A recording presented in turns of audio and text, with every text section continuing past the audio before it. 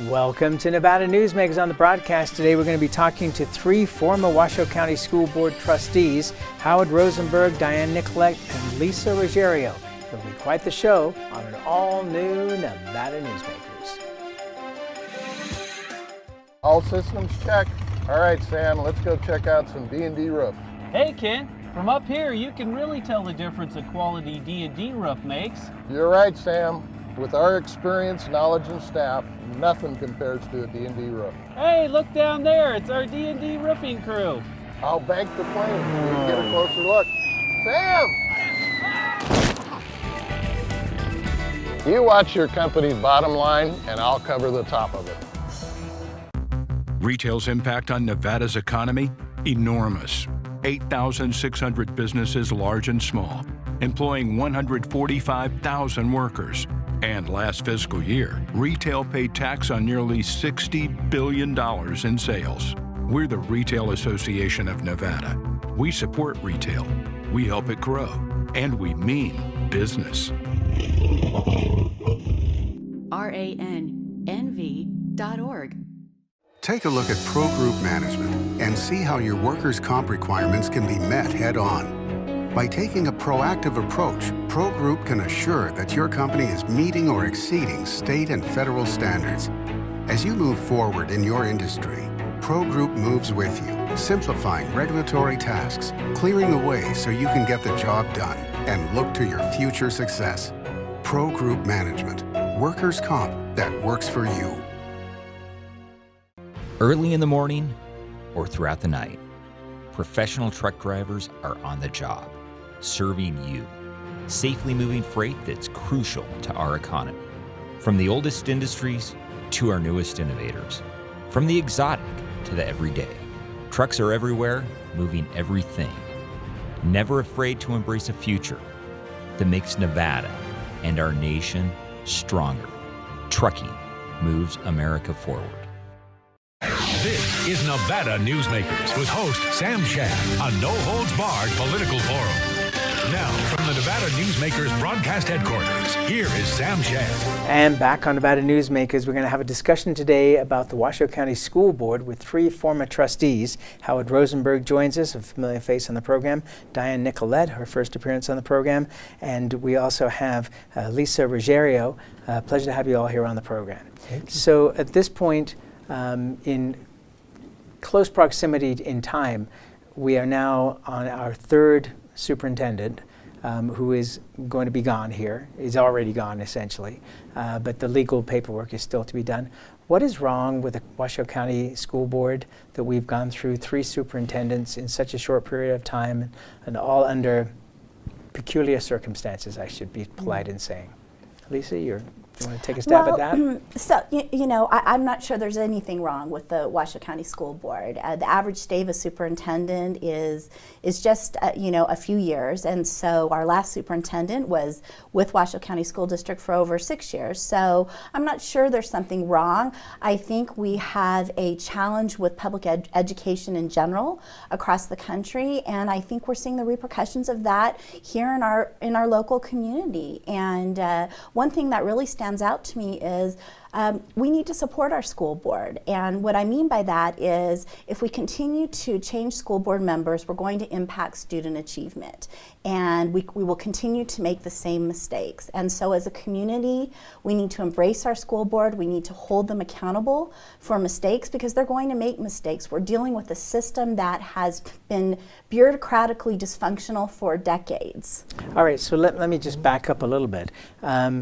Yes, you're correct that one of the superintendents was here for 6 years, but all three left under not normal circumstances. They didn't retire because they chose to. They didn't move on to another job because it was a better position. They were all let go in one fashion or another. So what is the issue? What is the problem? And do we need to resolve that? Would it be beneficial to have a school superintendent who is here for 10 years, say, and gave some kind of stability? Or is it just a national trend, as we see with a lot of university presidents, that you're just there for a couple of years and then there's a problem and boom, you're gone? Well, I think there's lots of answers to that. Well, Sam. let's try the first one. It's a complex issue, and I think it's really up to the community as to what they want to see happen with their superintendent. Heath Morrison left on good terms. He left to grow his career. Sadly, he had a similar circumstance in his last superintendent position, where he was asked to leave by the board, and it was a quite controversial experience. We've seen some interesting things happening with our superintendent hires over the past, at least two of them. That is with Pedro Martinez and Heath Morrison. They were tied to an academy called the Broad Academy, and it has a very unique philosophy. And that philosophy is to push away parent engagement, and to also leave the Board of Trustees out of the mix as far as decision making. And so when Tracy Davis came on board, she had a lot of things to clean up. And I think she did a fairly good job of that, of putting those systems in place that were lacking. So it's a very complex issue. Howard, you have some concerns. The concerns are really very simple. Most problems with education are generational. They're not something you can fix in half an hour or an hour. You see the problem, but fixing it isn't the easiest thing in the world. And you've got to understand how it came about, what it's doing, and what the ramifications are for everything that you try to do. Now, you've got basically a school board that's made up of lay people. Most of them don't have any real experience with education except going through the school district themselves, the school system themselves. Trying to put that into a situation where you can see what's going on with what's happening now becomes really, really difficult. You can't teach what you don't know. Well, the same thing happens. You can't govern with a system that you don't understand how it's all reacting. And it makes things exceedingly difficult to have the kinds of conversations that you need to have in public about people without hurting those people, which you don't want to do. It becomes really very difficult. And is the open meeting law a part of the problem? It hampers things, yes, it does. Because? The idea of the open meeting law is marvelous. Transparency. Yes, but there are times when you want to have a discussion quietly, air out your dirty linen quietly, try to figure out what's the best way to attack the problem, and then go about doing it. You can't do that when it's out in the public and everybody thinks they understand what the situation is, and many times doesn't. I absolutely agree with Howard in that the open meeting law is a wonderful firewall, so to speak. Yes. The challenge is that, as I agree with you, is you do need to beat up topics, and you need to bring your research, and it's impossible to do that in a trustee meeting, an open meeting, twice a month. There are topics that you really need to deep dive and discuss with your colleagues. The key is that, and I found that we had some wonderful discussions, you don't make a decision. That's, to me, where the firewall is. If you are in a group and you are discussing a very important topic and you're sharing your research, you must not make a decision.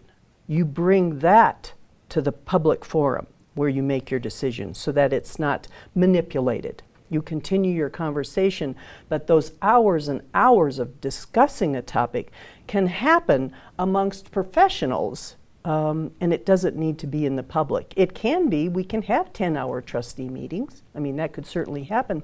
But isn't that illegal if under the Yes. open meeting law? Yes, of course. To do that. Yes, of course. That's why I agree Sam, it's cumbersome. I'm not sure this is going to work, but I'll try it for what it's worth. The underlying problems are really very complex, the way it all operates. Okay, that's all well and good. Well, what do you mean by that?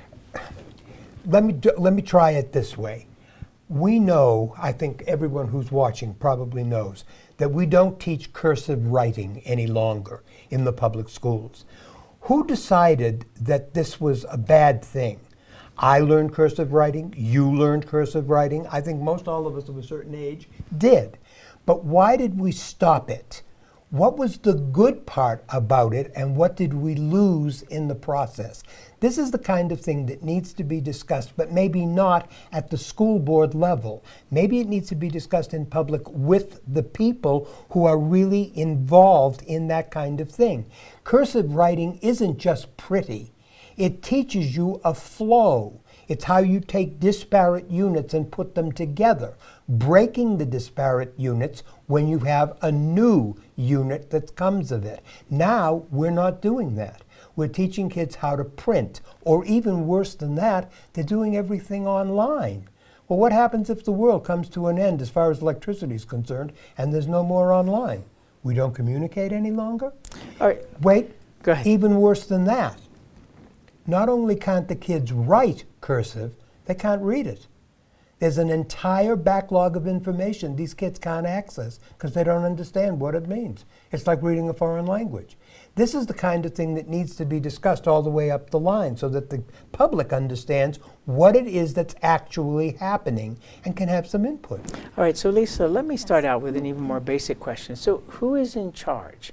Is it the school board? Is it the superintendent? Is it the bureaucracy? Who's in charge of the school district? That's a great question, Sam. And you know, sometimes I asked myself that question many times when I served as a school board trustee.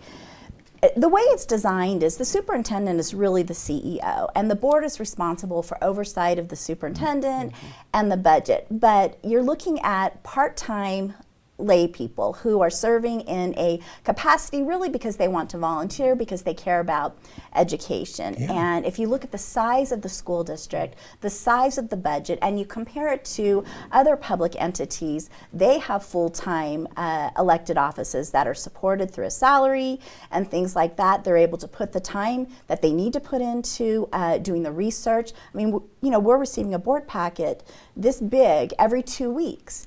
And how is a person supposed to really be able to take a deep dive into that information when they're working a full-time job?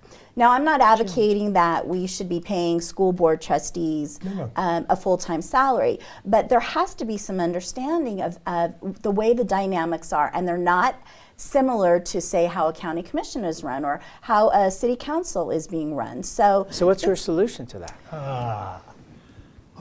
It's a complex solution. We're looking at, as I spoke about earlier, Sam, we're looking at decades of dysfunction. Yep. And the public has been... Okay, so hang on 1 second. So decades of dysfunction just in Washoe County or across the country? Well, I think across the country, but I really want to focus here in Washoe County because, you know, this is where I live, and it's why I chose to run for school board, because I saw decades of dysfunction and broken systems. I mean, we can talk about school safety. 25 years I advocated and worked towards school safety, and it literally took me 25 years to get a school safety commission up and running. So in looking at decades of dysfunction, superintendents come in for a short period of time. They're looking at what's the best way to make an impact, and they're looking at graduation rates. You can talk to Howard how he feels about that should not be a measure of what we're doing in our school system, but it has to be a workable relationship between the superintendent and the board of trustees. And what we're seeing here in Washoe County, we're repeating patterns. We're repeating patterns. Here is a perfect example. Trustee Caudell made a request a few meetings ago to put the legal counsel back under the Board of Trustees. This was a topic that Howard and I had several discussions openly and publicly on the board agenda. When we first served on the board, we saw some issues with our legal counsel. We saw some things that weren't working right. And we did some research publicly. We sent out letters and got recommendations on how we should be looking at legal advice for the Board of Trustees. And I still think it's a major issue, and maybe something that the legislators have to get involved in, is looking at, you know, who should be advising the Board of Trustees, because there's a real conflict there when legal counsel is working for the superintendent. Okay, Diane, so do you think that the attorney should be under the Attorney General's office, as was done certainly for a period of time with Washoe County? I think that makes sense, because again, I think you have to have a division between the, when the attorney for Washoe County reports to the superintendent, and superintendent is basically their boss. Yeah. It is definitely a conflict of interest to then have that attorney be also an advisor to the trustees. There needs to be a break there. There needs to be a distinction. It's not fair, number one, to have an employee of the Washoe County School District report to the CEO of the district and then also advise the volunteers. That doesn't make sense. That's bad business. I do want to say that I maybe call me a Pollyanna, but I personally do not think that our United States of America public school system is broken, nor do I think it's dysfunctional. We educate over 50 million children, and we employ over 9 million part-time and full-time employees in our public school systems. It is a big business, and it definitely has some big business challenges, but I think it's phenomenal what our public school system has been able to do for our children, families, communities, and the United States. Having said that, I do believe that we have some habits. One of them is in how we spend our money that we really need to deep dive. Two of those would be administration. I'm not saying we have too many or too few. I am. Yes, I know. And I also would love us to take a much deeper dive in how we spend our money on the latest and greatest fads. All right, let's take a break. We'll make some money here, and then we'll come back and talk more. That'll be We'll nice. be right back. I like that idea. Tamarack Junction is South Reno's hotspot with over 450 of the latest slots and video games. Sully's Sports Bar, the Dining Car Restaurant, William Hill Sportsbook, and the Tamarack Steakhouse and Lounge. We're just north of the Summit Mall in South Virginia. Yeah. Ahern Rentals began as Signal Gas Station on Las Vegas Boulevard. Founder John Ahern grew the business by offering rentals. His son Don built on John's legacy, growing Ahern Rentals into the largest independently owned American rental company, with 89 locations in 30 states. Don also brought his experience and vision to equipment manufacturing with Extreme Manufacturing and Snorkel. Today, Ahern Rentals continues to bring its family values to a new generation. Learn more at ahern.com. Hi, I'm Eric Robnett, owner of Home Energy Experts. Has this ever happened to you? Honey, did you remember to turn down the thermostat? Forgetting to set the temperature? Not fun. We can help. Our new smart thermostat keeps the temperature set for your comfort all by itself. I'm feeling hot now. To increase your comfort, go to homeenergyexperts.com for details. That's homeenergyexperts.com. The signs and symptoms of cataracts can start out small with subtle changes in your vision. So don't wait. Be proactive and take your vision into your own hands. If you're experiencing the onset of cataracts or just have questions, contact your eye care professional or call Eye Care Associates of Nevada today. Dr. Hiss has years of experience specializing in the surgical correction of eye disorders and has completed over 84,000 vision correcting procedures. At Eye Care Associates of Nevada, we'll change the way you look at the world. The Tamarack Junction Steakhouse is known for signature steaks, handcrafted cocktails, and world-class wines. Join us Thursdays and Friday nights from 4:30 to 6:30 in the Steakhouse Lounge for live music, gourmet plates, and well-priced wines, just north of the Summit Mall on South Virginia. This is Nevada Newsmakers. And back on Nevada Newsmakers, we're talking with three former trustees of the Washoe County School District Board, and we're joined by Lisa Ruggerio, Howard Rosenberg, and Diane Nicolet. So let's start out with you, Lisa. You wanted to carry on where Diane left off. I think Dr. Nicolet, what she talks about is very important, and that's to talk about the power of our public school system. And really, we would be remiss if we didn't talk about our teachers, because those are the individuals who work so hard every day to make a difference in our children's lives. I mean, I'm a perfect example of the impact teachers can have on a young person, and every single one of my teachers. Okay, did so that let me back you up just a second here, because you come to a very important point. In saying that teachers are the most important thing, we have money to build schools that was put together by the last bond issue in Washoe County. We have the state government constantly over this administration, the previous administration, and prior administrations, money to education, money to education, money to education. And yet, the first thing I read when school is coming back into session is that we have to raise money from the parents and from the community to buy school supplies for each classroom. That seems to me to be insane that we have not resolved that issue. Why is it that teachers are still having to dip into their own pockets to buy the most basic supplies? I think Howard's chomping at the bit to chime in on that. Sam, it doesn't make any sense at all. Because, for instance, the marijuana initiative, all the money that was coming from marijuana was supposed to go to education. Now all of a sudden there's no money. Where's it going? Where did it go? The rainy day fund. Well, I've got news. It's snowing out now. We need money. And they need to be able to put that money where it's going. But then let's talk about our public schools. Some of them are so old that if there's even a crack in the tile, in the corridor, you have to close the whole school down, seal it up, and go through the asbestos abatement. There's a million different things that get in the way of the primary job, which is what we should be doing, educating our kids. Okay, but aren't teachers, hang on a second, hang on a second. You're no fun. Teachers are the most important part of this equation, because if the teacher is not teaching the kids. I worked in newsrooms when I first started in TV journalism, where at a certain point in the year they couldn't afford pencils and reporters' notebooks. Unfortunately, I had enough money where I could go and buy my own, but I had no understanding of how you could run a newsroom with no pencils and no notebooks.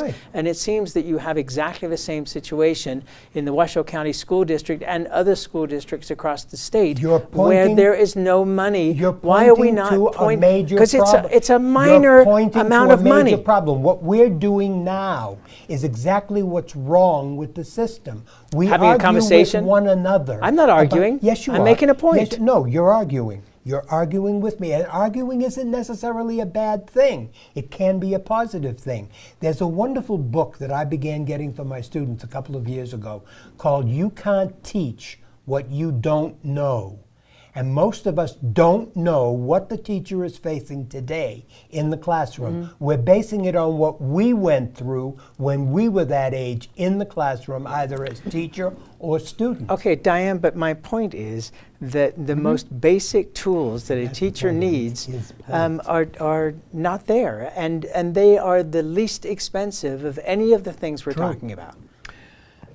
I personally think that it's okay, and it's actually a good idea for parents to be able to go out and help their child pick their school supplies. And yes, each school gives a list of school supplies. I run into a little challenge where schools have them bring Kleenex. It seems to me that there are some basic supplies, and yes, those could be pencils and paper. But I think there's history in our United States. I remember doing it with my mother, going and buying supplies. Your point, though, about teachers having to dig into their pockets, I will say always has challenged me a bit. Being the director of a child care center, I see teachers purchasing things. I would prefer that they didn't, but sometimes they want to buy their own special things, and I'm okay with that. But teachers, I believe, should be given the tools that they need to be able to teach.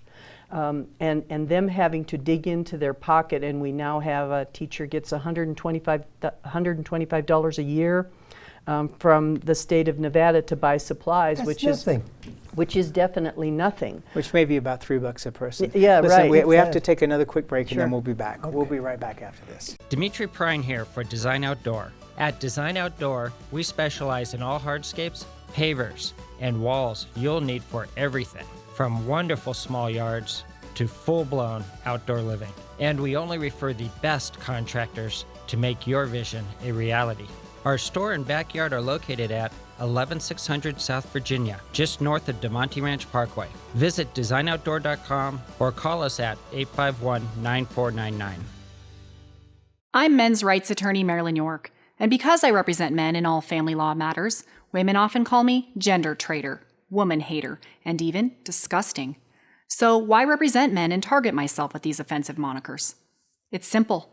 Children with fathers in their lives are 6 times less likely to drop out of school, 15 times less likely to go to prison, and 5 times less likely to commit suicide. So ladies, you can hate me, but please love your children more than you hate their fathers.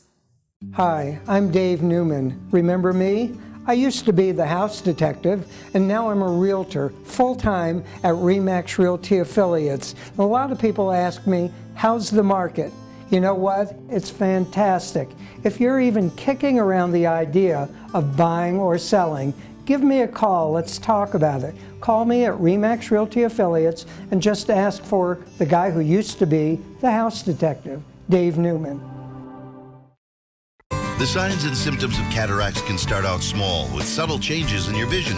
So don't wait. Be proactive and take your vision into your own hands. If you're experiencing the onset of cataracts or just have questions, contact your eye care professional or call Eye Care Associates of Nevada today. Dr. Hiss has years of experience specializing in the surgical correction of eye disorders and has completed over 84,000 vision correcting procedures. At Eye Care Associates of Nevada, we'll change the way you look at the world. This is Nevada Newsmakers. And back on Nevada Newsmakers, we continue our conversation here with the three former trustees of the Washoe County School Board. We've got very little time, Lisa, so your final thoughts. Engage. I want the community to engage, reach out to your trustees, ask the hard questions, and hold them accountable. All right. But ask them the questions politely. They're doing the best they can, knowing what they know and not knowing what they don't know. Diane? We are blessed to have a wonderful community with wonderful schools. And yes, there are challenges, and we are blessed. To be continued. Thank you all very much, and we'll be right back. A bird's eye captures its surroundings at different heights. At Brian Culpa Photography, we can make your imagination soar over buildings, parks, cityscapes, and beyond.